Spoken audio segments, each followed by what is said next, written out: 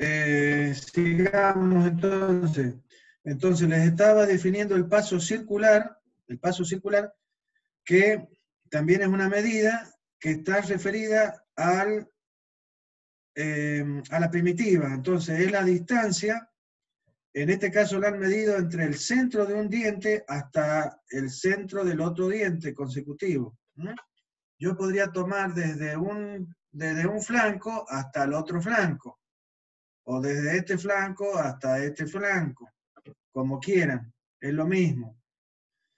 Entonces, ¿cómo la definimos al paso circular? Es la distancia medida sobre la primitiva entre un punto de un diente y su homólogo en el diente consecutivo. Básicamente es así. ¿Y a qué es igual el paso circular? El paso circular es igual al perímetro de la circunferencia primitiva, que sería pi por d. Acuérdense que todo lo que está referido a la primitiva se escribe con letras mayúsculas. Lo que está referido al círculo base se mide con letra minúscula.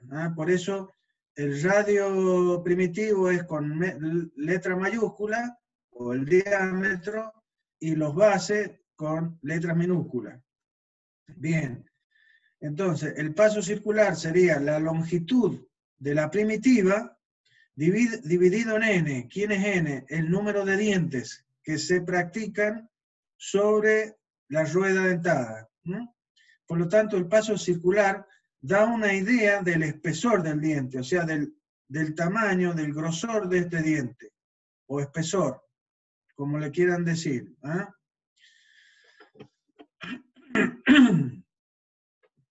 El ancho de la cara o ancho del diente o del engranaje va a ser, ¿sí? Va a ser este valor, la profundidad que va a tener el engranaje, básicamente.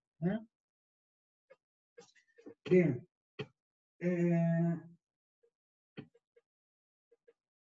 Entonces, este término o esta variable o parámetro de los engranajes está relacionado con lo que se denomina el paso diametral y el módulo en los engranajes. Esto representa básicamente una relación de los dientes en cada engranaje, y que hay una diferencia. Esto prácticamente, o sea, no es lo mismo, porque no es lo mismo, pero definirían de alguna manera el mismo concepto. Nada más que el paso diametral está definido en el sistema imperial, o sea, en el sistema inglés. Básicamente, los que manejan los ingleses y los norteamericanos, y todos de alguna manera en un tiempo en el mundo, pero después todos han adoptado el sistema internacional de medidas, ¿sí? Que es un sistema que ya lo ha adoptado la gran mayoría del mundo, ¿sí? Y los ingleses de alguna manera están yendo a adoptarlo también y abandonar, tengo entendido, su sistema. Este módulo es la relación que hay entre el diámetro primitivo, el valor del diámetro primitivo, y el número de dientes que están practicados sobre la rueda dentada. Es una relación, el módulo. Y es un valor que se utiliza para clasificar a la herramienta con la cual se va a mecanizar esta pieza. De tal manera que nosotros arrancamos con una rueda que es del diámetro externo, y después con una herramienta le vamos mecanizando y retirando este espacio con una herramienta cortante que tiene la forma correspondiente, ¿sí? y va a dejar la forma del perfil. Entonces la herramientita que se llama fresa, fresa tiene el perfil opuesto, ¿eh? Tiene el perfil correspondiente, tiene la forma opuesta, tiene la forma del vano que tenemos acá. Bien. Este módulo que está definido para el sistema internacional, para el sistema inglés, se lo define como paso diametral, diametral pitch, normalmente se dice. Y es justamente la inversa del módulo. Fíjense que el módulo es el diámetro primitivo dividido en el número de dientes, y el diametral pitch o paso diametral es el número de dientes dividido en el diámetro, básicamente. ¿Sí? Esto es una forma en la que los ingleses normalmente definen las cosas. Por ejemplo, cuando uno va a comprar un tornillo, compra un tornillo con número de filetes por pulgada, o una sierra cualquiera para cortar un hierro o una madera, generalmente dicen tantos dientes por pulgadas. Es una forma que definida por ellos, básicamente, ¿sí? Y que la hacen extensiva a todo lo demás, ¿no? Pero básicamente en el mundo, de acuerdo al sistema internacional, lo que se utiliza es el módulo. Bien, si nosotros combinamos esta ecuación de el módulo con la de paso circular, vamos a ver que, sabiendo que el diámetro va a ser igual a ¿quién? Al módulo por el número de dientes, ¿sí? Entonces, si vamos a la ecuación de la relación de transmisión, ¿sí? La relación de transmisión era que la velocidad angular de entrada a la velocidad angular de salida era igual a los segmentos o a los radios primitivos o a los radios base. Si es igual a los radios primitivos, también va a ser igual a los diámetros primitivos. Entonces, si nosotros de esta ecuación despejamos el diámetro 4 va a ser igual al módulo por el número de dientes que tenga el engranaje 4. Y lo mismo va a pasar para el caso del engranaje 2. El diámetro del engranaje 2, el diámetro primitivo estamos hablando, va a ser igual al módulo por el número de dientes que tenga el engranaje 2. Ahora, para que dos engranajes puedan engranar y transmitir, el módulo, ¿sí?, de la herramienta con la cual se le practican el mecanizado a ambas ruedas, tienen que tener el mismo módulo. Por lo tanto, si tienen el mismo módulo, ambas ruedas, entonces pueden desaparecer de esta ecuación y queda que la relación de transmisión de dos engranajes también puede expresarse a través del número de dientes que tiene cada engranaje. ¿Ah? O sea, esto es otra manera de dar la relación de transmisión, pero ahora en función de los números de dientes que tiene cada rueda. Si, por ejemplo, una rueda tiene 20 dientes y la otra tiene 40, quiere decir que esa va a ser una relación 2:1, o 1 o 1,5, depende de cómo transmita, si de la rueda grande a la rueda chica o de la rueda chica a la rueda grande. Básicamente. Bien. ¿Qué otra cosita se nos queda por acá? Yo diría que más nada. Entonces, aquí lo que estamos mostrando es básicamente lo que yo les decía en cuanto a la creación de un engranaje. En este caso, no es con una fresa, sino con un creador, que esta pieza que está acá es la herramienta que va generando las ranuras y dejando a los dientes.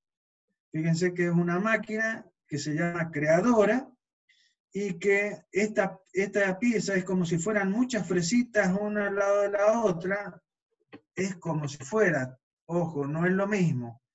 De alguna manera es como un engranaje que va tallando a la rueda, va tallando a esta rueda y comiéndosela hasta que, acercando esta herramienta sobre la rueda, hasta que le damos la profundidad total.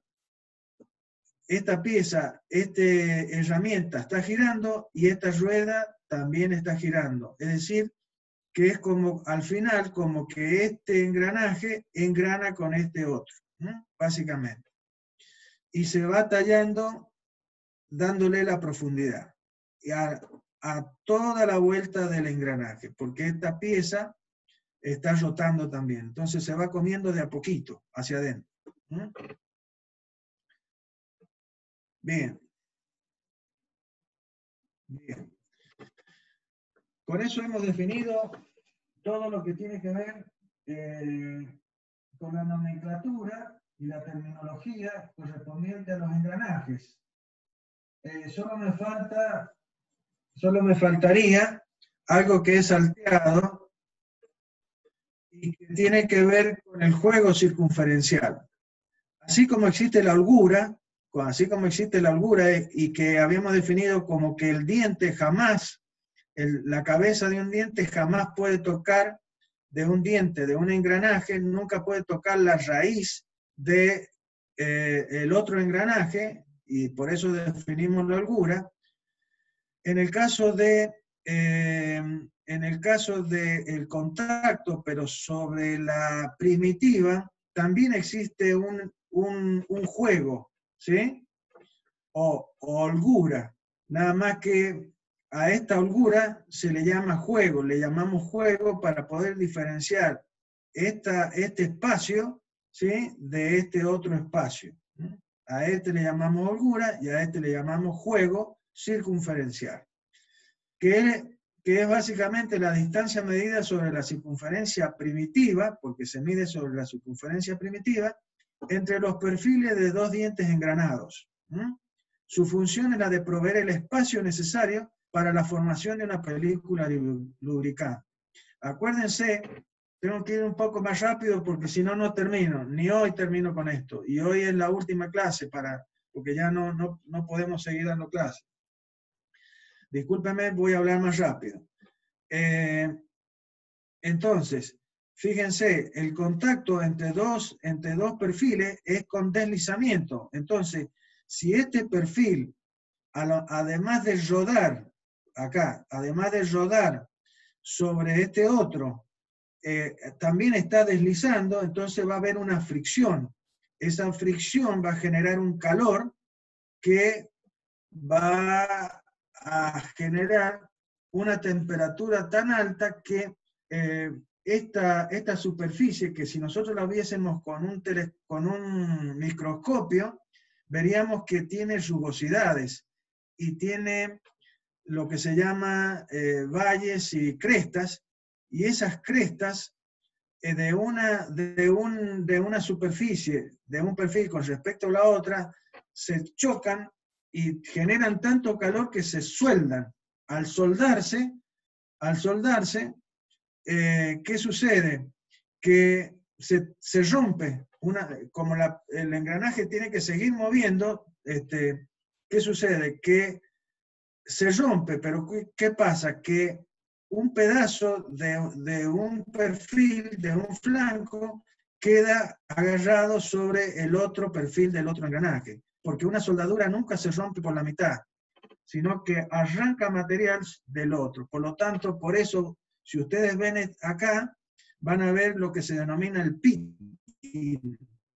El pitting es el hecho de que sobre un flanco de un diente quedan estas faltas de material, ¿sí?, o cráteres, ¿sí?, y lo que le falta acá está pegado en el otro diente. Por lo tanto, lo que este pedacito de material que ahora está pegado sobre el otro diente, falta en este y está pegado, ahora son como muelitas que si se sigue produciendo el contacto va a venir lo que se llama el desgaste abrasivo, o sea, es como que esto es un papel de lija que se va comiendo a este otro flanco. Por lo tanto, es que nosotros tenemos que dejar un espacio entre los flancos de dos dientes engranados. ¿Para qué? Para que pueda existir una película lubricante que haga que estos dos flancos no se lleguen a tocar en forma metálica, sino a través de esta película que soporta la fuerza. Si ustedes ven acá, ahí vemos una caja que sería el bastidor de este sistema, donde acá tenemos los ejes, y montados sobre los ejes están los engranajes, y fíjense que todo está embebido en aceite. ¿Por qué? Porque esta caja está hasta la mitad de aceite, y el mismo engranaje, cuando va moviéndose, va levantando el aceite y se van lubricando todos los engranajes. No se puede usar grasa porque como acá existe deslizamiento, si acá ponemos grasa, la misma semijunta, esto lo vimos cuando hablamos de semijunta, la misma junta, al ir deslizando, va arrastrando la grasa y la va sacando de entre medio de los dientes. Por lo tanto, para poder lubricar bien un par de engranajes, tiene que trabajar en baño de aceite. Por eso los sistemas de engranaje trabajan en una caja con aceite, básicamente. Bueno, por eso existe el juego circunferencial. Por favor, ténganlo claro a eso. Bien, otro tema que dije es el hecho de que el diente del engranaje existe, la envolvente, por encima del círculo base. Pero hay momentos hay casos en que el perfil devolvente, la altura del perfil, la altura del diente, supera el círculo base. O sea que este perfil pasa por debajo del círculo base. Y todo lo que esté por debajo del círculo base no va a ser perfil devolvente.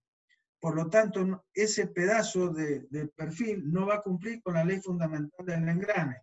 Es lo que está pasando acá. Fíjense. Esta línea, estos son los círculos primitivos, este es el círculo primitivo, este es el círculo base de este engranaje, y este es el círculo base de este otro engranaje, y este es el círculo de raíz. Por lo tanto, la altura del diente va desde la cabeza hasta la raíz, pero parte de la raíz, ¿sí?, está por debajo del círculo base. Por lo tanto, si esto imaginariamente, las líneas de puntos son imaginarias, es como que la curva tendría que seguir esta forma, el perfil del diente. Pero ¿qué pasa si sigue esta forma? Fíjense, la cabeza del diente del otro engranaje, cuando quiere penetrar y quiere tocar, ¿hasta dónde toca bien? Y hasta el círculo base. Cuando estamos por debajo, se la lleva por delante. Se la lleva por delante al flanco de este diente. Entonces, ¿qué le hace? Lo quiere como erosionar, lo quiere como atacar. Eso es lo que se denomina interferencia, ¿sí? Es decir, el perfil del diente por debajo del círculo base no es devolvente. Por lo tanto, este diente, que es devolvente, lo va a interferir, lo va a querer socavar. Por eso es que, según esta muestra que está acá, ustedes van a ver que acá tenemos mostrado un engranaje con dientes que cumplen con el hecho que toda la altura del diente es de perfil devolvente, y un engranaje que tiene los mismos números de dientes, que serían los mismos dientes, nada más que estos dientes han sido practicados, estos mismos dientes han sido practicados en un diámetro que es menor. Entonces yo voy a tener menos número de dientes que los necesarios, para que o lo que me da como resultado, que la altura del diente es más grande. Por lo tanto, en ese caso, va a suceder que el perfil que la altura del diente va a superar el radio base y vamos a tener un diente como el que tenemos acá, como el que vemos aquí, donde, ¿qué ha sucedido? Que el perfil devolvente viene con la forma de perfil ¿hasta dónde? Hasta el círculo base. Pero a partir del círculo base se corta. Este sería el perfil, como está indicado acá, fíjense, esta es la circunferencia de cabeza, que es lo mismo acá, la circunferencia primitiva, que es la roja, igual que acá. La diferencia está en que acá, este es el círculo base, y acá el círculo base es este. Y el marrón es la circunferencia de raíz, y acá la circunferencia de raíz está por encima del círculo base, y acá es al revés. La circunferencia de raíz está por debajo del círculo base. Entonces, ¿qué ha pasado? Y que el perfil devolvente es perfil devolvente hasta el círculo base. Una vez que llegamos acá, lo que se hace es cortar el perfil. Cortar el perfil y continuar el perfil en la dirección del radio. Por lo tanto, estas circunferencias son todas circunferencias concéntricas que tienen el mismo centro. Entonces lo que se hace es unir, una vez que llega el perfil devolvente hasta el círculo base, ese punto se traslada directamente en la dirección del radio hacia el centro. Entonces el perfil toma esta forma que le da al diente una forma de barrilito. Le da una forma de barrilito. Si ustedes ven, acá el perfil devolvente llega hasta acá y de aquí es cortado, ¿sí? Y de la misma manera. Lo que hay que tener cuidado es que, como muestra acá, nosotros no podemos llegar hasta el fondo, hasta la raíz, y dejar un ángulo de 90 grados acá. Si ustedes ven, esto está todo redondeado. Está redondeado. ¿Ven? Tenemos un radio de acuerdo, se llama. Nosotros empalmamos la recta esta recta, con esta circunferencia a través de una circunferencia, con un radio. ¿Y eso por qué es?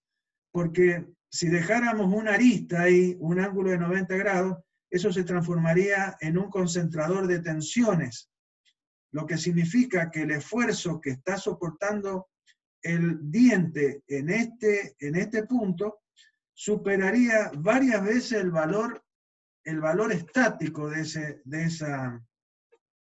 esa fuerza. ¿Cuál sería la fuerza que estaría actuando acá? Y la fuerza de flexión. Acuérdense lo que habíamos hablado. Es decir, la fuerza total se descompone en la fuerza tangencial y en la fuerza radial. Esta fuerza tangencial que realmente está actuando acá, ¿sí? Genera sobre la base del diente un momento flector. Un momento flector. Fuerza por distancia, un momento flector. Como si acá hacemos una similitud con una viga empotrada, porque un diente trabaja como una viga empotrada en su llanta. Entonces es similar a estática y resistencia de materiales de una viga que está en voladizo. Entonces yo tengo una fuerza aplicada en el extremo de esta viga, ¿y qué va a pasar?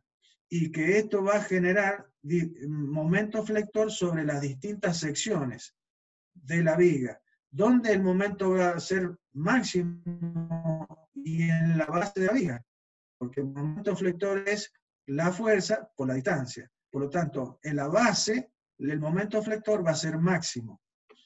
Y si nosotros le quitamos material, fíjense que el diente, si todo estuviera bien, fíjense que la base tiene que ser, es un valor lleno, digamos así. En cambio acá lo hemos tenido que reducir por el problema de la interferencia. Entonces, este diente va a tener una sección. ¿Cuál es la sección? ¿Cuál es la sección? Y la sección es este ancho por la profundidad que tenga el engranaje. Entonces eso me va a dar un rectángulo, un área, ¿sí? Un área que es la que está soportando la fuerza de flexión. Si nosotros adelgazamos la base, lo que estamos haciendo es evitando que este diente pueda transmitir la potencia, ¿sí? La cupla, que podría haber transmitido si no le hubiésemos generado ese rebaje o ese desbaste que tenemos acá, ¿no?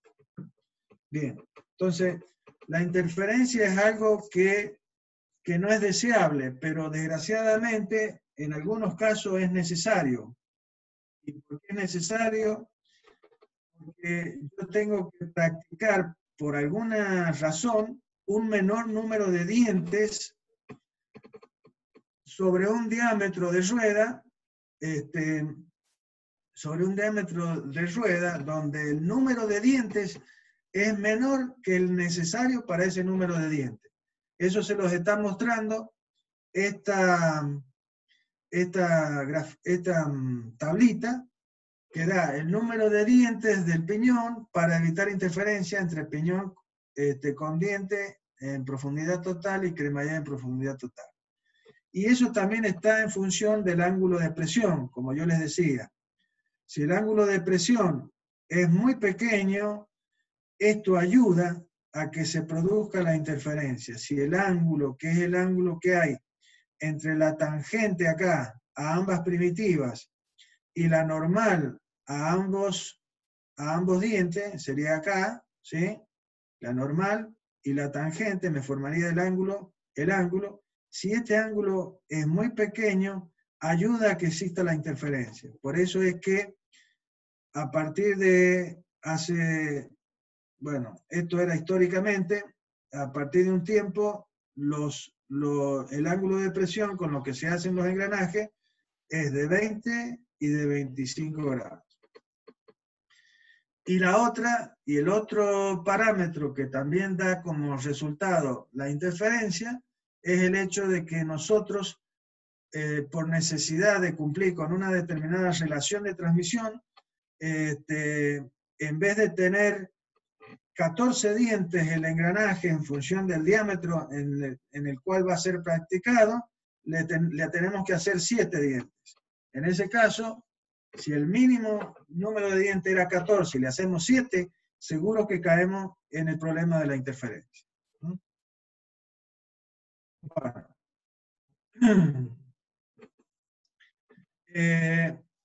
El cálculo de las fuerzas, como ya vimos en las diapositivas anteriores, básicamente para calcular un diente de un engranaje vamos a hacer uso de la fuerza esta que se transmite a lo largo de la normal común a ambos perfiles en el punto de contacto, ¿sí? Esta fuerza dijimos que se descomponía en la fuerza tangencial, que es la que realmente transmitimos, y en la fuerza radial, o normal, que también se le llama, que es la que carga los ejes. La que realmente nos interesa es esta fuerza transversal o tangencial, que es la que transmite la cupla. Cuando nosotros vamos a calcular un diente de un engranaje, lo vamos a hacer en función básicamente de la potencia que va a transmitir ese engranaje, ¿sí? Y del número de revoluciones a los cuales va a girar. Entonces, si nosotros sabemos de física que la potencia es igual a la cupla, torque, momento, como quieran llamarle, por el número de revoluciones, dividido en 60.000, esto es porque el 60.000 es una equivalencia en función de en lo que se mide de las cada unidades. uno de estos, eso, exactamente, que se me vea, gracias, ingeniero. en las que se mide cada una de estas, que sería la cupla y la velocidad angular. Ahora, la cupla, ¿a qué es igual? A la fuerza tangencial, a esta fuerza tangencial, multiplicada por ¿quién? Por el radio. ¿Quién es el radio? El radio del piñón en este caso, ¿sí? Como ustedes ven, la potencia acá está medida en kilowatts, la velocidad angular del piñón en revoluciones por minuto, el radio primitivo en milímetros, ¿sí? Y eso da como resultado que para que todo esté perfecto, acá vamos a tener este número, ¿sí? Esto es un valor constante, equivalente, nada más. Bien. Ahora, ¿qué vamos a hacer? Y vamos a despejar de esta ecuación, ¿a quién? A esta fuerza transversal o tangencial en función de el radio del piñón, que lo conozco, de la velocidad angular, que es la velocidad que yo deseo que gire el piñón, y de la potencia que yo deseo que transmita el piñón. Entonces, en función de todos esos parámetros de diseño, yo voy a obtener la fuerza transversal o tangencial que va a actuar sobre el diente. ¿Ah? Bien. Ahora, lo que tenemos que tener en cuenta es que esta fuerza transversal o tangencial que yo estoy calculando acá es como una fuerza estática, como si esto estuviera estático, como si fuera una viga de una casa. Pero ustedes tienen que pensar que este diente está moviéndose, tiene fuerzas dinámicas. No son fuerzas estáticas solamente, sino que hay fuerzas dinámicas. Entonces, esta fuerza Ft va a tener que ser modificada, o mejor dicho, no modificada, sino tiene que ser corregida en base a tener en cuenta el hecho de que no es una fuerza dinámica, sino es una fuerza calculada en forma estática.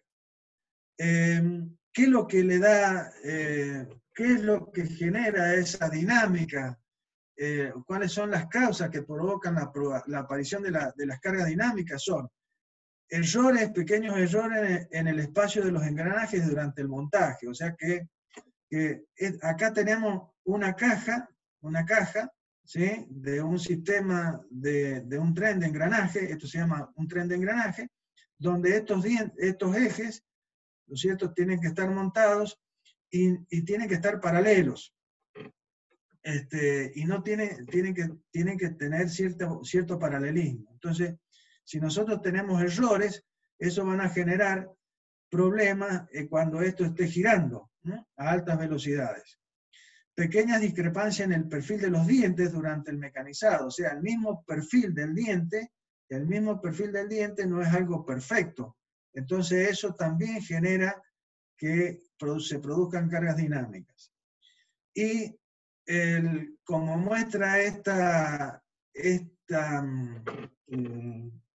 figura dinámica también, ¿sí? El diente cuando está haciendo fuerza, fíjense, tiende a flexionarse. Por lo tanto, ahí muestra los esfuerzos que se generan gracias al tema de los cálculos finitos, ¿sí?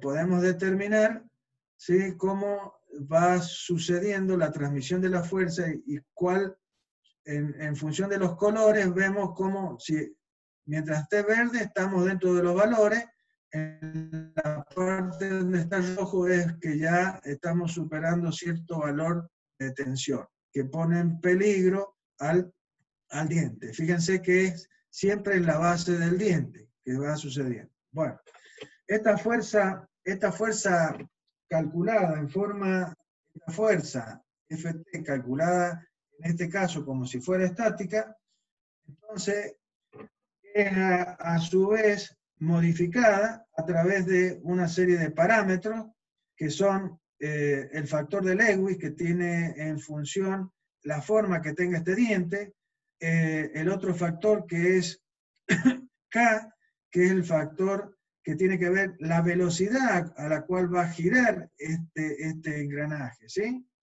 Y D es el diámetro primitivo. Entonces, fíjense que básicamente la fuerza que hemos calculado en forma estática, le estamos aplicando una corrección que tiene que ver con la velocidad con que va a girar este engranaje y con la forma que tenga el diente en sí. ¿Ah? Bien. Bueno, a continuación vamos a tener una serie de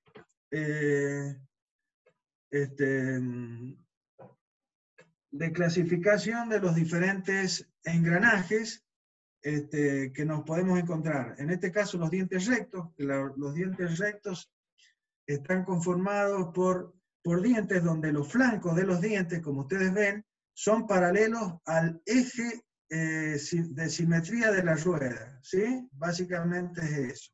Son de contorno cilíndrico, como dice acá, y les muestra las ventajas y las desventajas que tienen. ¿Ah? Son de simple fabricación y de menor costo, y tienen un alto rendimiento, son los que mejor rendimiento tienen. Ahora, la desventaja es que no pueden transmitir entre ejes que no sean paralelos y no permiten desviaciones en el montaje entre los ejes, ¿no? Son muy ruidosos, son más ruidosos que ¿quiénes? Que los engranajes helicoidales. ¿Cuáles son los engranajes helicoidales? Son estos engranajes donde los dientes, ahora en vez de ser paralelos, el diente paralelo a los ejes, tienen un ángulo respecto del eje de simetría, ¿sí? Estos engranajes tienen sus ventajas y desventajas, y entre las más importantes es el hecho de que pueden transmitir, fíjense que los de arriba, los ejes entre los cuales transmiten formarían un determinado ángulo. Los de abajo son engranajes helicoidales que transmiten entre ejes que son paralelos entre sí. ¿Ah? Es decir, que los engranajes helicoidales no permiten transmitir entre ejes que no sean paralelos. Entre las cosas más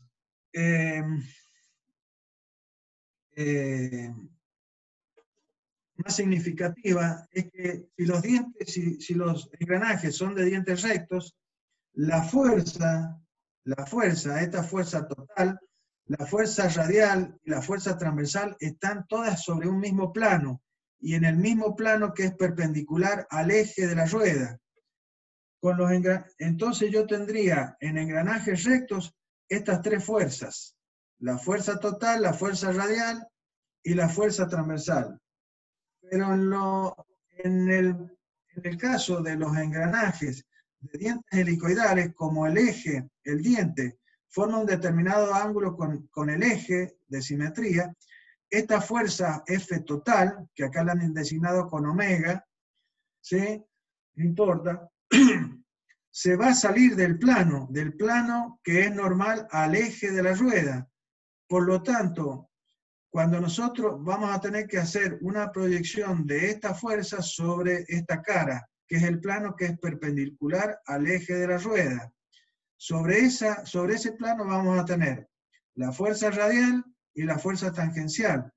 Pero esta misma fuerza, esta fuerza total que se ha salido del plano, va a tener también una